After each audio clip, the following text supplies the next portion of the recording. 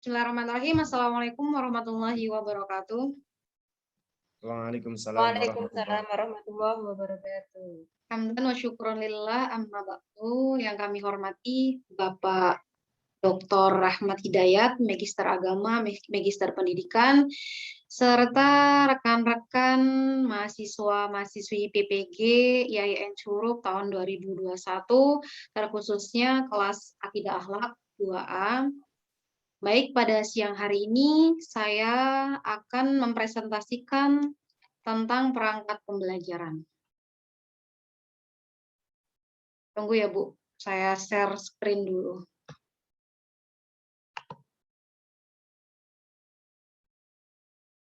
Ini identitas saya.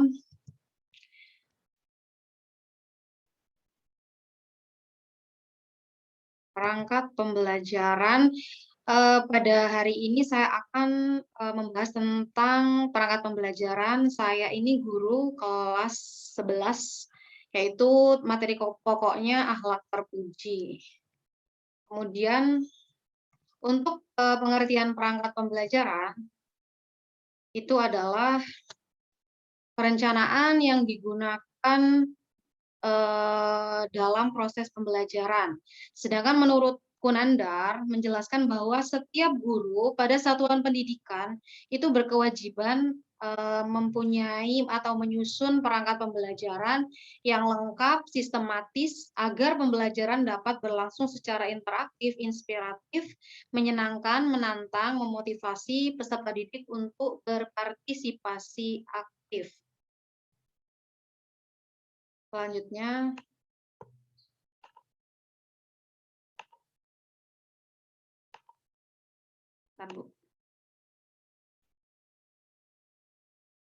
perangkat pembelajaran memiliki peranan penting bagi seorang guru sebelum memulai proses pembelajaran. Jadi, perangkat pembelajaran dapat diartikan sebagai alat kelengkapan yang digunakan untuk membantu dalam proses pembelajaran. Kemudian perangkat pembelajaran yang harus dimiliki oleh seorang guru itu yang pertama yaitu silabus. Apa itu silabus? Silabus itu adalah rencana pembelajaran pada suatu kelompok mata pelajaran atau tema tertentu. Kalau tema tertentu itu biasanya digunakan untuk SD atau tingkat MI. Yang mencakup standar kompetensi, kompetensi dasar, materi pokok, kegiatan pembelajaran, kemudian indikator pencapaian kompetensi untuk penilaian, alokasi waktu, dan sumber belajar. Lanjut, yang nomor 2 yaitu perangkat pembelajaran yang kedua yaitu RPP atau Rencana Pelaksanaan Pembelajaran. Rencana Pelaksanaan Pembelajaran adalah rencana kegiatan pembelajaran tatap muka untuk satu pertemuan atau lebih dikembangkan berdasarkan silabus untuk mengarahkan kegiatan pembelajaran dan penilaian peserta didik dalam mencapai kompetensi dasar. Lalu kemudian yang ketiga yaitu program tahunan atau PROTA. PROTA adalah batasan materi yang harus diselesaikan dengan waktu yang tertera jelas dalam tabel program tahunan. Prota itu berisi distribusi materi selama 1 tahun pelajaran, yaitu yang terdiri dari 2 semester. Yang keempat yaitu program semester. Apa itu program semester? Yaitu penjabaran dari program tahunan. Program semester ini berisi tentang garis-garis besar mengenai hal-hal yang hendak dilaksanakan dan yang akan dicapai dalam semester tersebut. Lalu dalam program pendidikan semester dipakai satuan waktu terkecil, yaitu satuan semester untuk menyatakan lamanya satu program pendidikan. Yang kelima, yaitu kalender pendidikan. Kalender pendidikan atau kalender akademik itu adalah manajemen waktu untuk aktivitas belajar mengajar siswa dalam 1 tahun ajaran. Kemudian di dalam kalender pendidikan itu terdiri juga dari manajemen waktu pembelajaran seperti waktu UAS, UTS, tahun ajaran baru, minggu belajar efektif, dan hari libur. Selanjutnya yang keenam yaitu rincian pekan efektif. Rincian pekan efektif adalah perhitungan jam efektif pada setiap mata pelajaran dalam 1 minggu. Yang ketujuh yaitu penilaian. Menurut Permendikbud nomor 23 tahun 2016, penilaian adalah proses pengumpulan dan pengolahan informasi untuk mengukur pencapaian hasil belajar peserta didik. Jadi penilaian di sini itu yang pertama penilaian pengetahuan, penilaian keterampilan, dan penilaian sikap. Kemudian nomor 8 yaitu buku absen. Jadi seorang guru juga memang harus dan wajib adanya buku absen untuk mengabsen kehadiran peserta didik. Yang nomor 9 yaitu buku jurnal. Buku jurnal itu biasanya ada di dalam kelas yang berisi tentang materi pokok pada hari itu yang akan disampaikan oleh guru. Dan yang terakhir yaitu media pembelajaran. Media pembelajaran adalah alat yang digunakan dalam proses pembelajaran untuk menyampaikan pesan, ide, atau gagasan berupa bahan ajar kepada siswa, yaitu oleh guru. Kemudian dari 10 rangka pembelajaran ini, saya akan memfokuskan pada RPP ya. Sebentar, saya share dulu.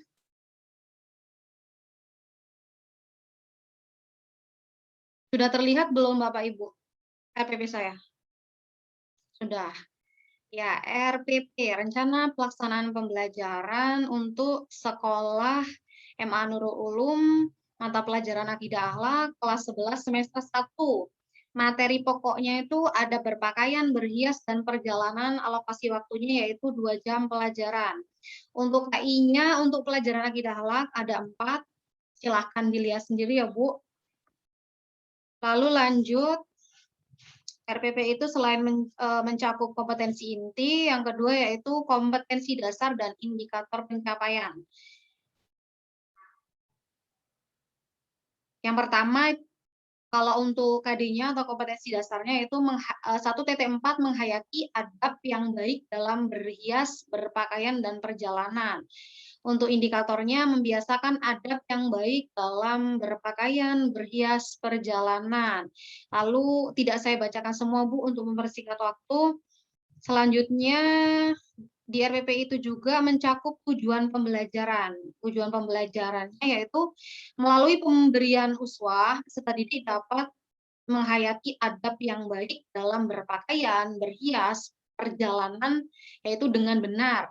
Selanjutnya, melalui pengamatan dan pemberian contoh, peserta didik dapat membiasakan adab yang baik dalam berpakaian, berhias, perjalanan dalam kehidupan sehari-hari yang sesuai dengan syariat. Lalu yang ketiga, melalui ceramah dan tanya jawab, peserta didik dapat menjelaskan adab yang baik dalam berpakaian, berhias, dan perjalanan. Selanjutnya, melalui diskusi kelompok, peserta didik dapat merumuskan hasil analisis tentang adab dan manfaat berpakaian, berhias, dan perjalanan. Selanjutnya nomor 5, melalui inquiry atau menggali, menemukan, atau merumuskan, dan resitasi itu penugasan, peserta didik dapat atau mampu mengidentifikasi bentuk-bentuk adab berpakaian, berhias, dan perjalanan. Lalu melalui drill, peserta didik dapat melafalkan niat berpakaian dan melakukan perjalanan dengan berani, baik, dan benar. Selanjutnya ada materi pembelajaran, yaitu yang tadi, 1 tentang adab berpakaian yang meliputi pengertian, fungsi, nilai positif, dan membiasakan adab berpakaian. Yang kedua, ada berhias dan perjalanan. Selanjutnya untuk pendekatan model dan metode pembelajaran. Untuk pendekatannya itu menggunakan saintifik ya. Terus model pembelajarannya itu menggunakan discovery learning. Kemudian untuk metode pembelajaran itu uswah, ceramah, tanya jawab, inquiry, resitasi, dan drill. Kemudian untuk media, alat atau bahan serta sumber pembelajaran. Untuk media itu saya menggunakan lembar PowerPoint. PowerPoint-nya itu ada sudah saya sediakan, lalu kemudian video, lalu lembar pengamatan, lalu LKPD melalui Google Form.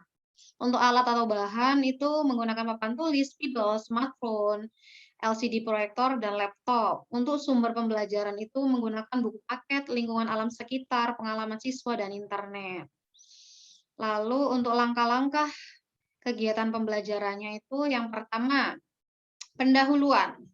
Pendahuluan itu yang pertama, guru ketika masuk kelas mengucapkan salam, kemudian Peserta didik memimpin doa, lalu guru mengabsen dan menanyakan kabar, kemudian guru mengadakan pertanyaan yang mengaitkan pengetahuan sebelumnya dengan materi yang akan dipelajari. Kemudian guru mempersiapkan fisik dan psikis peserta didik melalui bernyanyi. Jadi untuk bernyanyi itu bisa nyanyi tentang nyanyi nasionalisme atau nyanyi yang terkait dengan materi. Kemudian selanjutnya guru menjelaskan tujuan materi serta kompetensi yang akan dicapai. Lalu guru menjelaskan langkah-langkah kegiatan yang akan dilaksanakan selama proses pembelajaran. Jadi dijelaskan dulu mungkin akan menggunakan kelompok, membentuk kelompok atau menggunakan langkah-langkah kegiatannya seperti apa, lalu jelaskan dulu kepada peserta didik supaya mereka paham. Kemudian guru membentuk kelompok karena pada pertemuan materi ini saya itu menggunakan diskusi kelompok, jadi guru membentuk kelompok terlebih dahulu. Lalu untuk kegiatan inti, yang pertama orientasi peserta didik pada masalah. Jadi peserta didik diberi motivasi atau rangsangan untuk memusatkan perhatian pada materi yang akan dipelajari dengan cara mengamati gambar, pemberian contoh-contoh materi atau soal untuk dapat dikembangkan peserta didik, dan media interaktif dan sebagainya yang berhubungan dengan adab berpakaian, berhias, dan perjalanan. Selanjutnya, mengorganisasi peserta didik. Guru memfasilitasi peserta didik untuk memahami video yang disajikan, yaitu mengidentifikasi apa yang mereka ketahui, apa yang mereka perlu ketahui, dan apa yang perlu dilakukan untuk menerapkan adab berpakaian, berhias, dan perjalanan dalam kehidupan sehari-hari. Kemudian membimbing penyelidikan individu atau kelompok. Peserta didik mengumpulkan informasi yang relevan untuk menjawab pertanyaan yang telah diidentifikasi melalui kegiatan diskusi dan saling tukar informasi terkait adab berpakaian, berhias, dan perjalanan.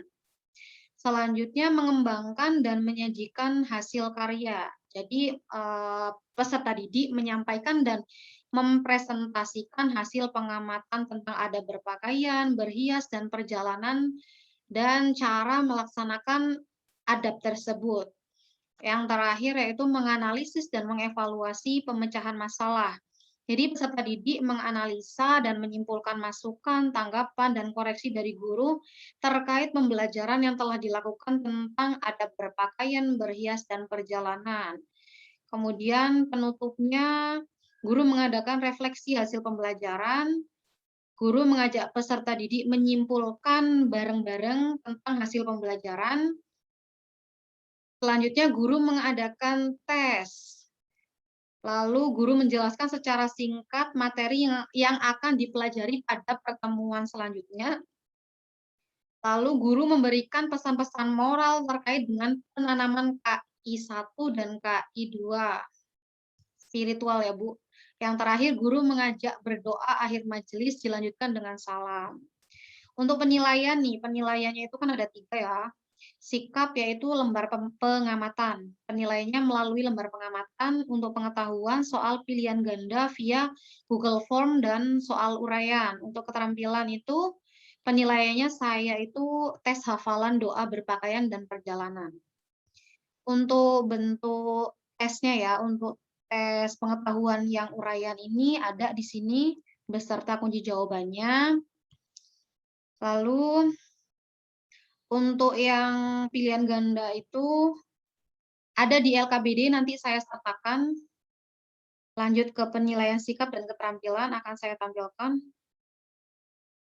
Nah, nih, untuk keterampilan tadi itu kan peserta didik melafalkan doa berpakaian dan doa perjalanan. Jadi ini yang akan dinilai tentang fasohah nih, dan kelancaran dan keberanian siswa.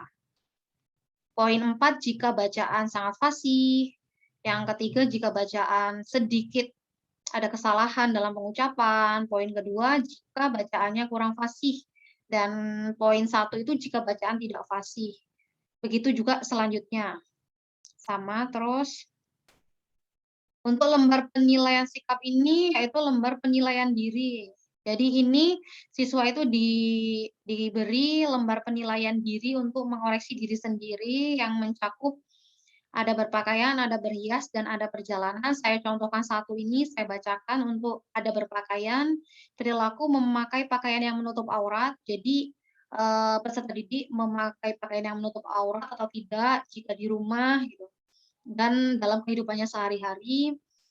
Terus memakai pakaian yang tidak ketat, memakai pakaian yang tidak transparan, menghindari memakai pakaian yang identik dengan pakaian yang dipakai oleh penganut agama non-muslim.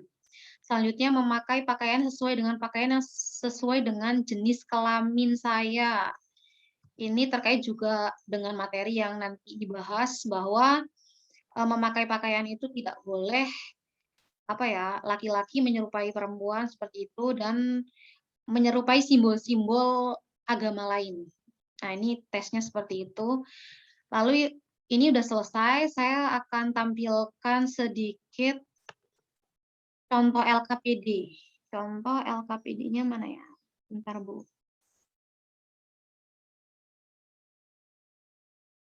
Ini LKPD-nya. Kebetulan kan kelas 11 ini ada pilihan 2 jurusan di tempat kami itu ada jurusan agama dan IPS. Jadi ini ada 10 soal pilihan ganda. Nanti ini linknya saya bagikan ke peserta didik, seperti itu. Saya rasa cukup ya penjelasan saya, mungkin dari Bapak atau Ibu yang ingin menanggapi, memberi masukan, atau bertanya, saya persilahkan. Silakan Bapak Ageng atau Ibu Istiqomah atau Ibu Fatul.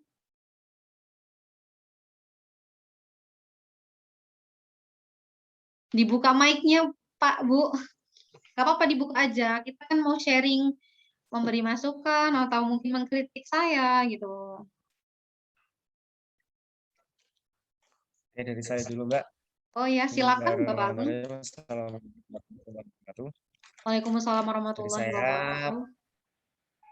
Penyampaian materinya sudah bagus, dari segi RPP juga sudah terlihat bagus, rapi, terus di situ KIKD maupun bahan-bahan yang terkait di dalamnya sudah tercapai di situ. Terus untuk masalah LKPD di sini sudah menggunakan Google Form. Google Form ini bisa digunakan ketika masa pandemi seperti saat ini.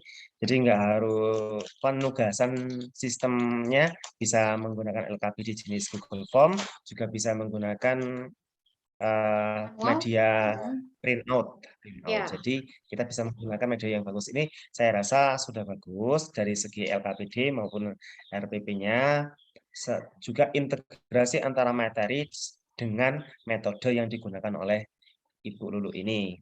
Sekian dari saya, mudah-mudahan bermanfaat. Coba dari teman-teman yang lain. Ya, terima kasih untuk Bapak Ageng. Terima kasih untuk mungkin Ibu Fatul atau Ibu Istiqomah yang akan memberikan saran atau masukan, silakan. Saya persilakan. Ibu Isti mungkin? Oh, Ibu Fatul ya, silakan. Assalamualaikum warahmatullahi wabarakatuh. Waalaikumsalam warahmatullahi wabarakatuh. Itu kan Ibu kan pakai metode apa, Bu? Discovery learning ya? Iya, discovery learning. Itu modelnya itu pendekatannya saintifik.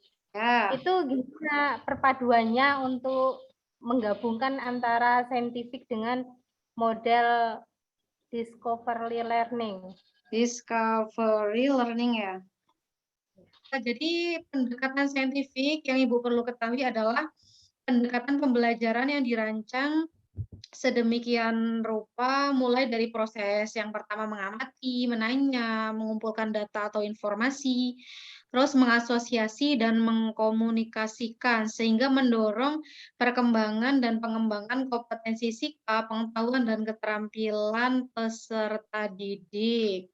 Selanjutnya untuk pengertian discovery learning itu adalah cara yang digunakan oleh para siswa untuk memahami konsep atau pengertian serta hubungannya melalui proses intuitif dengan cara melakukan observasi, klasifikasi, pengukuran, prediksi, penentuan, serta inferi sehingga pada akhirnya akan sampai dalam sebuah kesimpulan. Jadi untuk hubungannya itu adalah paduan pendekatan saintifik dengan penerapan model discovery learning itu akan menjadikan pembelajaran semakin efektif, karena melalui pendekatan saintifik dan model discovery learning mengadopsi langkah-langkah saintis dalam membangun pengetahuan, lalu mendorong peserta didik untuk memiliki kecakapan berpikir yang kreatif untuk mengidentifikasi atau menemukan masalah, kemudian merumuskan, mengumpulkan data,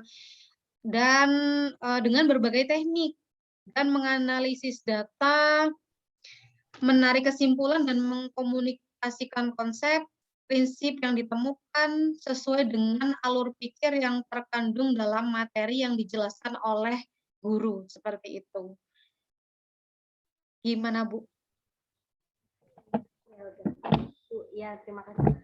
Berarti ya untuk kreatif, berpikir kreatif anak-anaknya itu ya? Iya, Ya udah, benar. Bu.